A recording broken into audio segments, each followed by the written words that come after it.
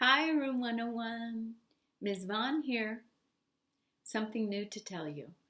I have been reading this book, Charlotte's Web, to first graders in the springtime for 24 years. And believe it or not, I've been doing it in the same chair. And I thought, why stop now? So check it out. Our frog chair, do-do-do. A parent made that for me 24 years ago. Pretty cool, huh? Okay, chapter 4, loneliness. One thing I want you to pay attention in this chapter, and you've probably already noticed it, is this author, E.B. White, loves to make lists in the middle of his stories. Yep, you'll find it in this chapter too. The next day was rainy and dark. Rain fell on the roof of the barn and dripped steadily from the eaves. Rain fell in the barnyard and ran in crooked courses down into the lane where thistles and pigweed grew. Rain spattered against Mrs. Zuckerman's kitchen windows and came gushing out of the downspouts. Rain fell on the backs of sheep as they grazed in the meadow. When the sheep tired of standing in the rain, they walked slowly up the lane and into the fold. Rain upset Wilbur's plans. Wilbur had planned to go out this day and dig a new hole in his yard. He had other plans too. His plans for the day were something like this. Breakfast at 6:30. Skim milk, crusts, middlings, bits of donuts, wheat cakes with drops of maple syrup sticking to them, potato skins, leftover custard pudding with raisins, and bits of shredded wheat. Breakfast would be finished at 7. From 7 to 8, Wilbur planned to have a talk with Templeton, the rat that lived under his trough. Talking with Templeton was not the most interesting occupation in the world, but it was better than nothing. From 8 to 9, Wilbur planned to take a nap outdoors in the sun. From 9 to 11, he planned to dig a hole or a trench and possibly find something good to eat buried in the dirt. From 11 to 12, he planned to stand still and watch flies on the boards and watch bees in the clover and watch swallows in the air. 12 o'clock, lunchtime. Middlings, warm water, apple parings, meat gravy, carrot scrapings, meat scraps, stale hominy, and the wrapper off a package of cheese. Lunch would be over at 1. From 1 to 2, Wilbur planned to sleep. From 2 to 3, he planned to scratch itchy places by rubbing against the fence. From 3 to 4, he planned to stand perfectly still and think of what it was like just to be alive and to wait for Vern. At 4 would come supper. Skim milk provender, leftover sandwich from Lurvy's lunchbox, prune skins, a morsel of this, a bit of that, fried potatoes, marmalade drippings, a little more of this, a little more of that, a piece of baked apple, a scrap of upside-down cake. Wilbur had gone to sleep, thinking about these plans. He awoke at 6 and saw the rain, and it seemed as though he couldn't bear it. I had everything all beautifully planned out, and it has to go and rain. That's happened to me. For a while, he stood gloomily indoors. Then he walked to the door and looked out. Drops of rain struck his face. His yard was cold and wet. His trough had an inch of rainwater in it. Templeton was nowhere to be seen. Are you out there, Templeton? Cried Wilbur. There was no answer. Suddenly Wilbur felt lonely and friendless. Oh, one day just like another.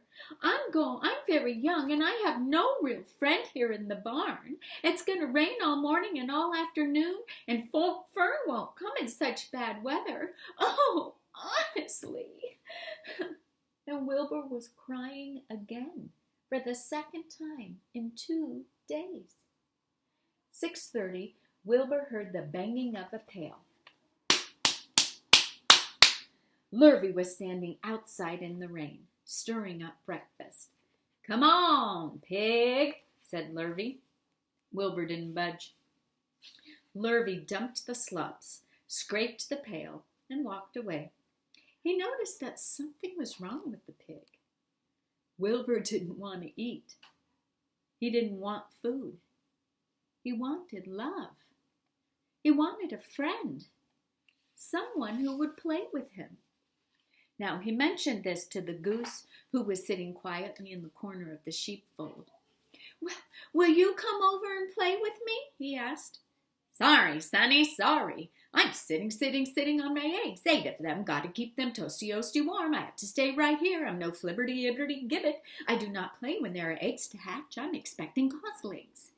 "Well, I didn't think you were expecting woodpeckers," said Wilbur bitterly.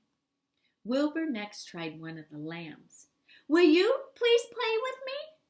"Certainly not," said the lamb. "In the first place, I cannot get into your pen, so as I am not old enough to jump over the fence. In the second place, I am not interested in pigs. Pigs mean less than nothing to me." What do you mean, less than nothing? I don't think there is such a thing as less than nothing. Nothing is absolutely the limit of nothingness. It's the lowest you can go. It's the end of the line. How can something be less than nothing? If there were something that was less than nothing, then nothing would be nothing. It would be something, even though it's just a very little bit of something. But if nothing is nothing, then nothing is nothing that is less than it is. "Oh, be quiet," said the lamb. "Go play by yourself. I don't play with pigs." Sadly, Wilbur laid down and just listened to the rain. Soon he saw the rat climbing down a slanting board that he used as a stairway.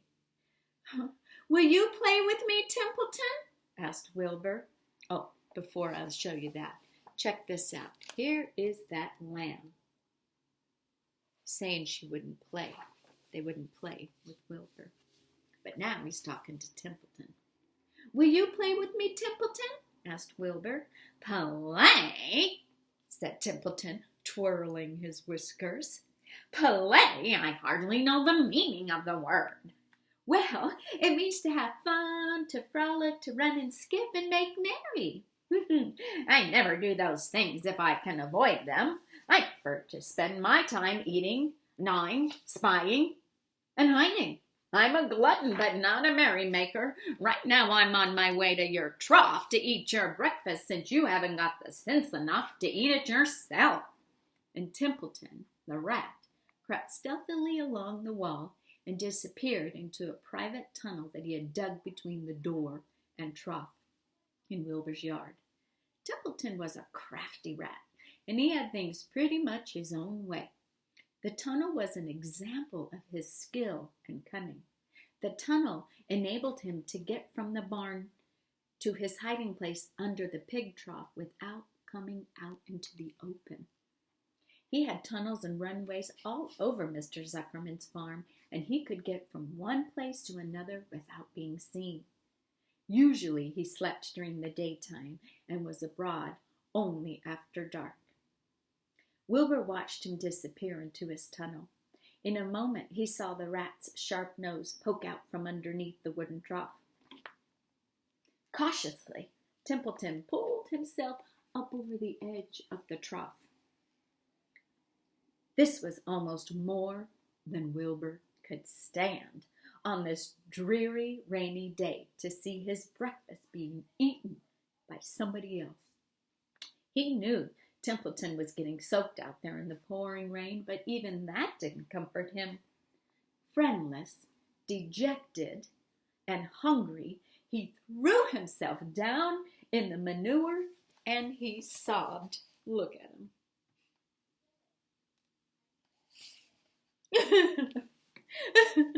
Late that afternoon, Lurvy went to Mr. Zuckerman.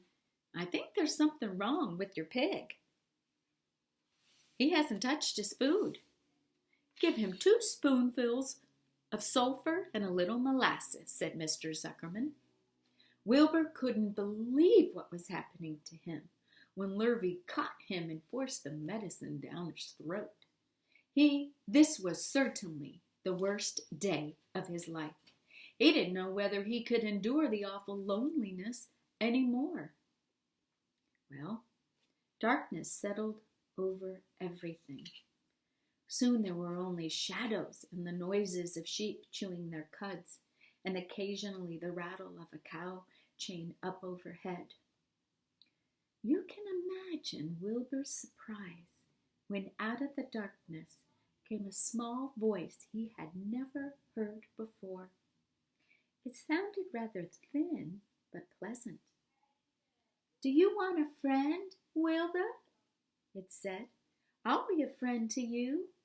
I've watched you all day, and I like you." "But I can't see you," said Wilbur, jumping to his feet. "Where are you, and who are you?" "I'm right up here," said the voice. "Go to sleep. You'll see me in the morning." Chapter 5. Charlotte.